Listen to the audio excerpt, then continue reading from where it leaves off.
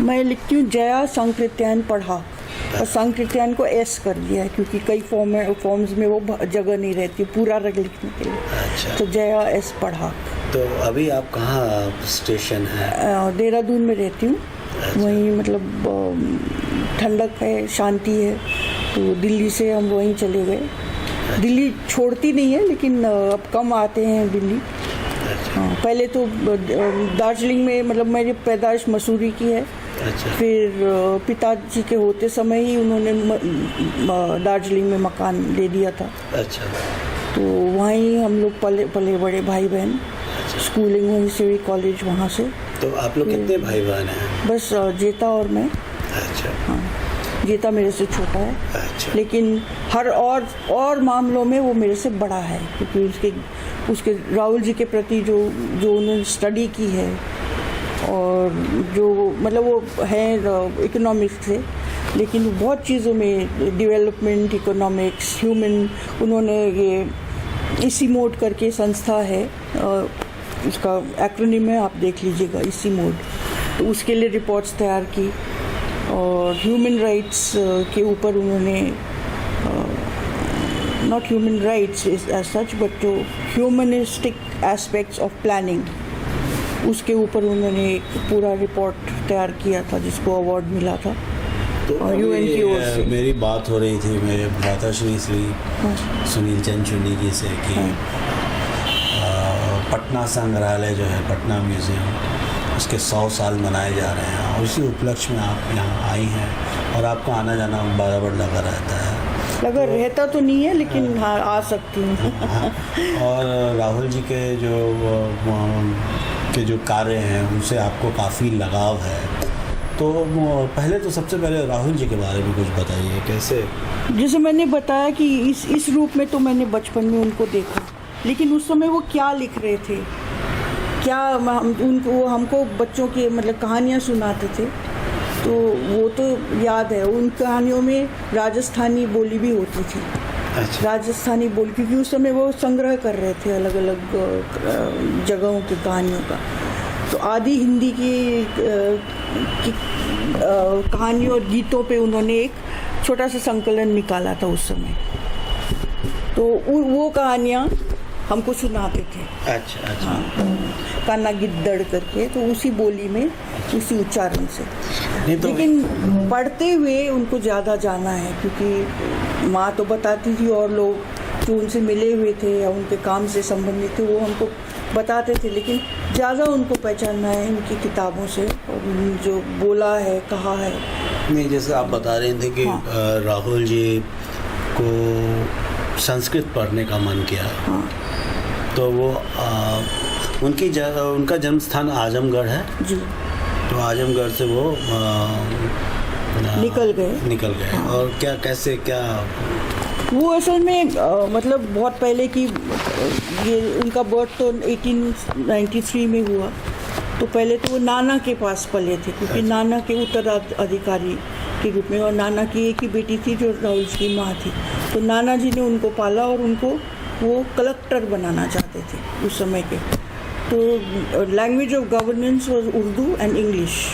तो उर्दू मदरसे में उनका दाखिला हुआ, उर्दू हरफ से उनको अलिफ बे से उनकी शुरुआत हुई। फिर बीच में वो, क्योंकि गांव का था, काफ़ी दूर था मदरसा, फिर बीच में कहीं पे हिंदी भी पढ़ी, हिंदी अक्षर मतलब देवनागरी। फिर दोबारा वो उसमें आए, तो बीच में वो भाग गए कलकत्ता की तरफ, बनारस की तरफ, क्योंकि उसी साल मतलब 20वीं शताब्दी के पहले दशक में रेल वहाँ से बनाई गई।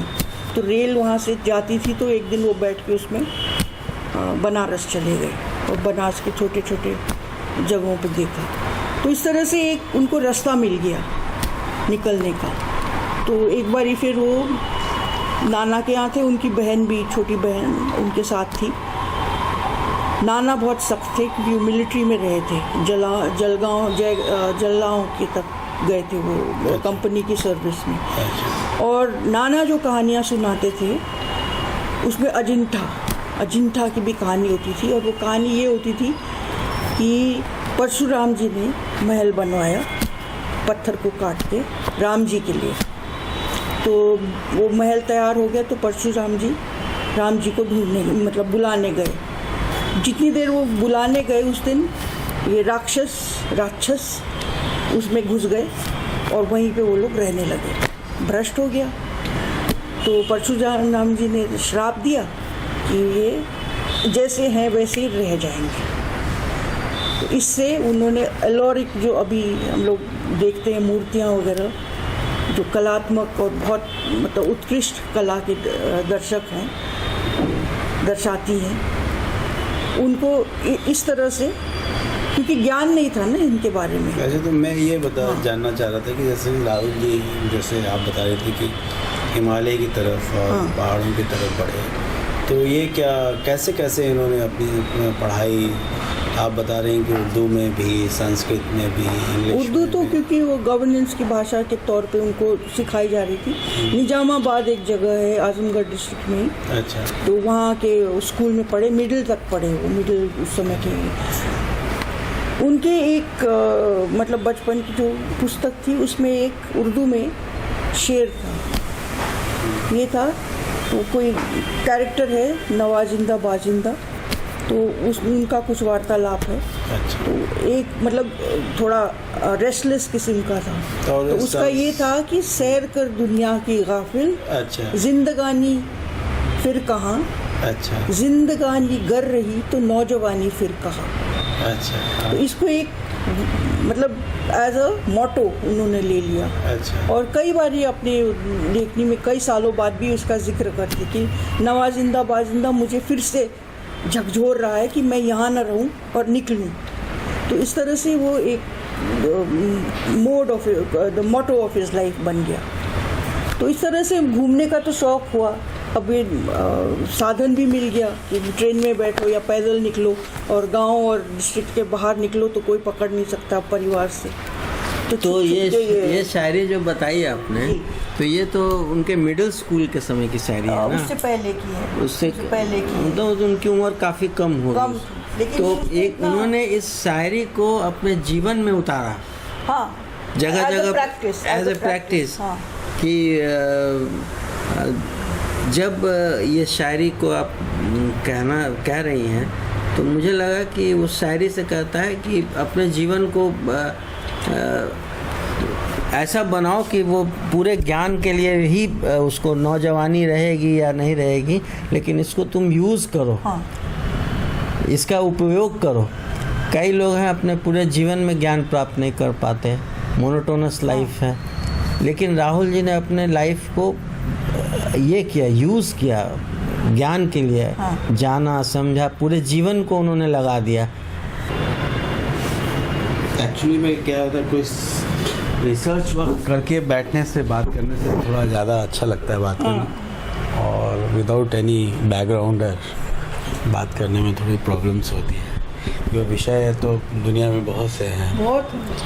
और राहुल जी के ऊपर तो एक ही व्यक्ति के ऊपर कई विषय हैं। जैसे मैंने जिक्र किया था आज कि 2007 में हमको वियना बुलाया, वहाँ पे 3 दिवसीय कार्यक्रम हुआ था institute of south Asian studies Vienna university पे। उसमें इसका आइडिया क्यों आया उनके ऊपर, क्योंकि कई विद्वान वहाँ पे हिंदुस्तान और तिब्बत और बुद्ध धर्म के से संबंधित चीज़ों के ऊपर अध्ययन कर रहे हैं, और बड़े माने हुए विद्वान। ओरिजिनल संस्कृत का डिपार्टमेंट उनका उस समय 100 साल का था, 100 साल पूर्व से इस्टेब्लिश्ड है। ये संस्कृत की पढ़ाई क्या तिब्बत में होती है क्या? नहीं, अब तो नहीं होती। अच्छा। उस समय भी जो पंडित जाते थे वो संस्कृत की जो ज्ञान था वो तिब्बतियों को देते थे as a medium of religious instruction, और तिब्बतियों की बहुत श्रद्धा थी, इसीलिए ये चीज़ें वहाँ मठों में अच्छी सुरक्षित रखी गई कि एक बार ये यहाँ से आई हुई हमारे जो मतलब पवित्र देश है वहाँ से ये चीज़ आई हुई है, तो ये इनका अलग महत्व है। इसलिए बिल्कुल चाहे वो इस्तेमाल नहीं होती थी, पढ़ी नहीं जाती थी, लेकिन बहुत सुरक्षा बहुत श्रद्धा से वो मठों में रखी गई थी, इसीलिए वो लोग वो सुरक्षित रहे। अब जैसे हम लोग अक्सर बात करते हैं ना कि नालंदा लोग आए होंगे चाइना से, आए थे, प्रमाण है। हाँ, प्रमाण है। हाँ, विक्रमशिला आए थे लोग। उदंत, हाँ, देन वैशाली। अभी कल परसों बात हो रही थी, वो राष्ट्रपति जी बता रहे थे तक्षशिला भी लोग भी आए होंगे। तक्षशिला तो अफगानिस्तान में। हाँ हाँ, लेकिन ये लिंक था ना। लिंक था। तो लेकिन अभी जो इस 100 साल 150 साल के अंदर में या 200 साल के अंदर में राहुल जी की काफ़ी भूमिका रही है, मतलब कि ट्रैवलिंग टू द स्पेशली तो चाइना, इंडिया चाइना या इंडिया तिब्बत कहेंगे आप, चाइना तो नहीं कहेंगे, हाँ, उसके बीच में जो संस्कृति है हमारी। और एक वो उसको एक अलग, like not an exotic, different culture. जैसे यूरोप से लोग आते थे, उनको भिन्नता नज़र आती थी, संस्कृतियों की भिन्नता।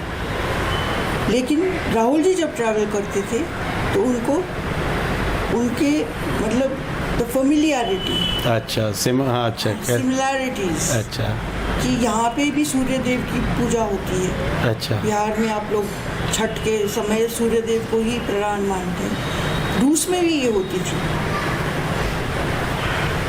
अभी भी है कुछ मतलब अवशेष उस धर्म का। मतलब तो लॉट ऑफ थिंग्स, मतलब काफ़ी चीज़ें हैं जो सिमिलैरिटी देखते थे,